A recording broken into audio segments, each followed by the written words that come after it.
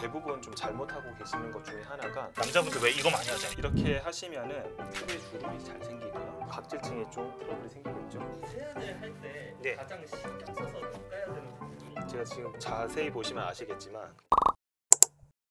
예, 안녕하세요. 네, 안녕하세요. 혹시 인사 한 번만 부탁드려도 될까요? 네, 안녕하세요. 저는 동네 의사 이상욱이라고 하는 채널을 운영하고 있는 피부과를 진료하고 있는 의사 이상욱이라고 하고요. 지식인사이드 구독자 여러분, 오랜만에 또 다시 인사를 드리는 것 같아서 굉장히 반갑습니다. PD님은 만약에 하루 종일 양치를 안 하면 좀 어떠세요? 저는 이게 양치를 한 며칠 동안 안 하는 거랑 똑같다라고 생각을 하시면 되는데, 이게 왜 그러냐면 우리가 이제 피부 모식도인데요. 근데 요거 같은 경우를 여러분들이 잘 보시면요, 여기 안에 이제 모든 것들이 다 담겨 있어요. 우리 피부에 대한 모든 것들이.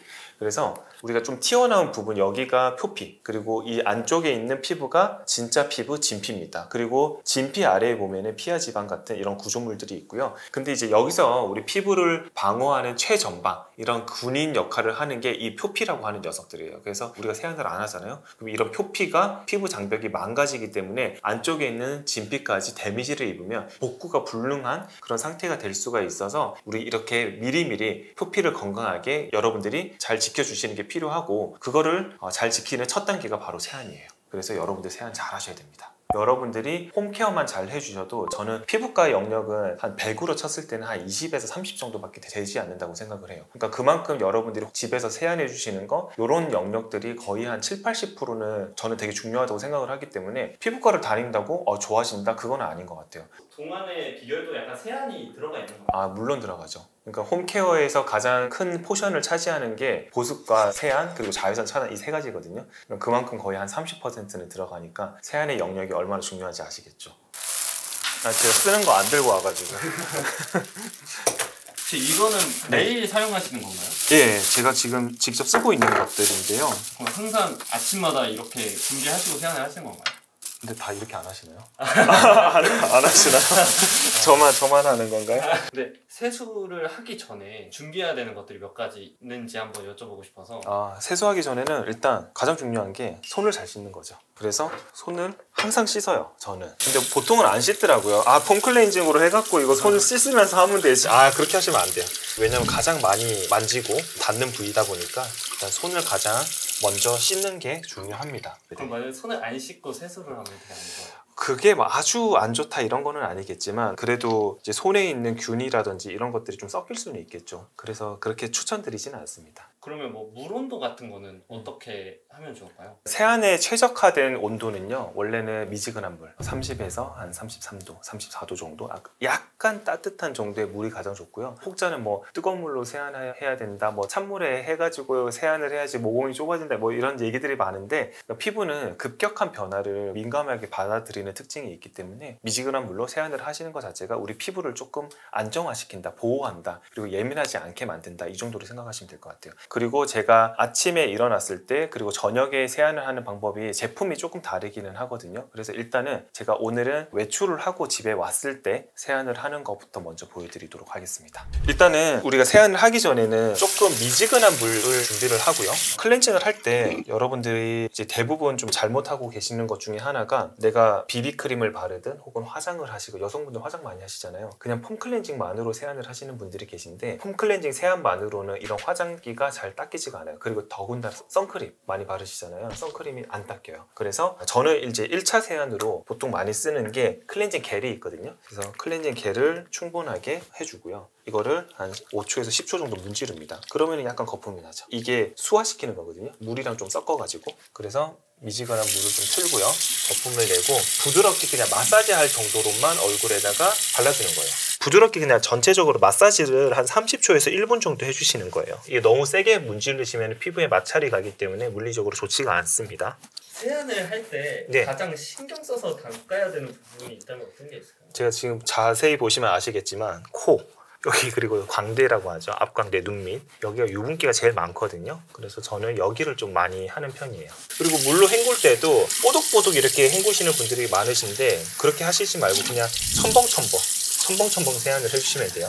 남자분들 왜 이거 많이 하잖아요. 이거 이렇게 하시면은 일단 물리적으로 마찰이 많이 생기기 때문에 피부에 주름이 잘 생기고요. 그리고 물리적인 마찰이 사실 피부에 좋지는 않아요. 우리가 때 같은 것도 밀 때도 세게 밀면 때 나오잖아요. 마찬가지로 각질층을 좀 날려버리는 효과가 있기 때문에 그러면 제가 아까 말씀드렸던 최전방에 있는 군인들을 벗겨내는 거다. 그래서 물리적인 마찰을 최소화시키는 게 좋습니다. 그리고 또 중요한 거 수건으로 어떻게 하세요, PD님? 막 이렇게 하시죠. 이렇게 하시면 안 돼. 그냥 눌렀다가 떼셔야 돼요. 이렇게 하시는 분들이 있거든요. 그렇게 하시면은 마찬가지로 피부에 마찰을 주는 형태이기 때문에 그러면은 또 각질층에 좀 트러블이 생기겠죠. 그래서 전체적으로 눌렀다가 떼주시면 됩니다. 그리고 이제 1차 세안을 했어요. 1차 세안을 한 거는 내 얼굴에 유분기, 기름기, 그리고 노폐물이나 먼지 이런 것들이 약간 유분기가 굉장히 많거든요. 그런 것들을 좀 걷어낸 거예요. 그러면은 두 번째 세안이 수성 세안을 해줘야겠죠. 수성 세안은 뭐냐면 폼 클렌징 세안을 얘기를 해요. 오늘 뭐 갖고 온 거는 제가 요즘에 좀 피부가 좀 예민해서 쓰고 있는 이제 효소 세안제인데요. 이렇게 뭔가 좀 가루 형태로 돼 있어요. 그래서 얘네들을 2차 세안도 마찬가지로 거품을 충분히 내야 된다. 그래서 얘네들도 이렇게 거품이 나기 시작합니다. 근데 이 상태에서 세안을 하는 것보다는 물을 조금 더 묻혀가지고 거품을 충분히 내줍니다. 자, 우리가 거품을 많이 낸다는 것 자체는 모공에 충분히 잘 스며들어서 노폐물들을 청결하게 만들 수 있는 원동력이 되기 때문에 이런 식으로 충분히 거품을 내준 상태에서 세안을 부드럽게 하는 겁니다. 그래서 물로 이제 또 가볍게 첨벙첨벙 헹구기만 하시면 돼요. 이렇게 해서 2차 세안이 끝나는 겁니다. 그렇게 해서 처음에는 유분기를 걷어냈고 두 번째는 물에 좀 잘 녹는 그런 이제 노폐물이나 모공 안쪽을 좀 청결하는 그런 2차 세안까지 해드린 거예요. 간단하죠? 세안법은 이렇게 마무리를 원래 하시나요? 네. 보통 이제 외출하고 돌아왔을 때는 이중 세안을 꼭 하고요. 그리고 아침에 일어났을 때는 이런 폼 클렌징 세안만 해요. 저는 클렌징 젤하고 그 다음에 폼 클렌징 세안 두 가지를 한다고 말씀을 드렸잖아요. 이거 두 개를 하기가 귀찮다라고 하시는 분들은 굳이 추천 별로 드리고 싶지는 않은데 저희가 흔히 판매를 하고 있는 클렌징 밤 제품들도 있어요. 클렌징 밤은 뭐냐면 이것도 마찬가지로 피부에 기름기를 좀 녹이는 그런 성분인데요. 이런 식으로 돼 있어요. 클렌징 밤은. 그래서 이런 걸로라도 세안을 하시는 게 좀 좋습니다. 클렌징 밤도 마찬가지로 이런 식으로 해서 물에 녹여요. 녹이면 이렇게 되거든요. 여기에서 조금 더 거품을 내셔야 돼요. 그 다음에 이 상태에서 이제 세안을 해주시면 되는 거예요. 뭐 여드름 피부나 약한 피부를 가지신 분들도 똑같이 세안하는 거예요? 그렇게 해서는 안 돼요. 그래서 세안법이 좀 어려운 것 같아요. 근데 여드름이 많으시고 내가 피부 자체가 조금 민감하시다 라고 하시는 분들은 제가 말씀드렸던 클렌징 젤 같은 거 있죠. 클렌징 젤이나 클렌징 밤이라든지 이런 제품들을 많이 사용을 했을 때는 피부 장벽이 망가지면서 더 연약한 피부가 되기 때문에 염증이라든지 여드름이 더 생길 수가 있어요. 그래서 그런 피부를 가지신 분들은 사실 제가 말씀드렸던 이런 세안법은 적당하지는 않다고 생각이 들고 그런 분들은 약산성 클렌징 폼만 이용을 해서 세안을 하시는 게 좀 더 좋습니다. 너무 오래 세수를 하는 것도 안 좋은 것 같아요. 그렇죠. 왜냐하면 이게 결국은 우리가 세안제 자체도 피부에 자극이 될 수가 있거든요. 이게 하루 종일 노출이 된다고 생각을 해보면 이거는 우리가 피부 바깥에 있는 노폐물을 걷어내기 위함이지 우리 피부 장벽을 걷어내기 위함이 아니에요. 근데 이거를 너무 오랫동안 우리 피부에 노출을 시키면 피부 장벽 자체가 걷어지는 효과가 또 있기 때문에 그래서 그런 거를 좀 조심하셔야 돼요. 그러면 세수가 이렇게 다 끝나셨는데 네. 항상 하시는 세안 후 피부 관리법을 한번 보여드리는 요청드려도 될까요? 네. 지금 바로 가시죠. 세안을 하고 예. 땡긴다는 느낌을 받는 이유가 혹시 왜냐하면 우리가 세안을 하고 나면은 거기에 우리가 피부를 보호를 해주는 그런 장벽이 조금 날아가잖아요. 어떻게 보면은 속수분을 증발시키는 유분기가 날아가기 때문에 표면에 있는 수분이 증발돼 버리는 거예요. 공기로. 그러니까 이제 피부가 건조함을 느끼고 좀 땡긴다는 느낌을 좀 받을 수가 있는 거죠. 그래서 세안을 하고 나서는 진짜 이게 꼭 중요합니다. 지금 보시면 동글동글하게 우리가 동결 건조된 EGF라고 하는 영양 성분이 들어가 있는 그런 거랑 스킨이라든지 미스트를 이용을 해가지고 이거 녹거든요. 보시면 이렇게 좀 뿌려주면은 얘네들이 이제 녹기 시작합니다. 이거를 이제 일단 스킨 대용으로 녹여가지고 얼굴에다가 발라줍니다. 전체적으로.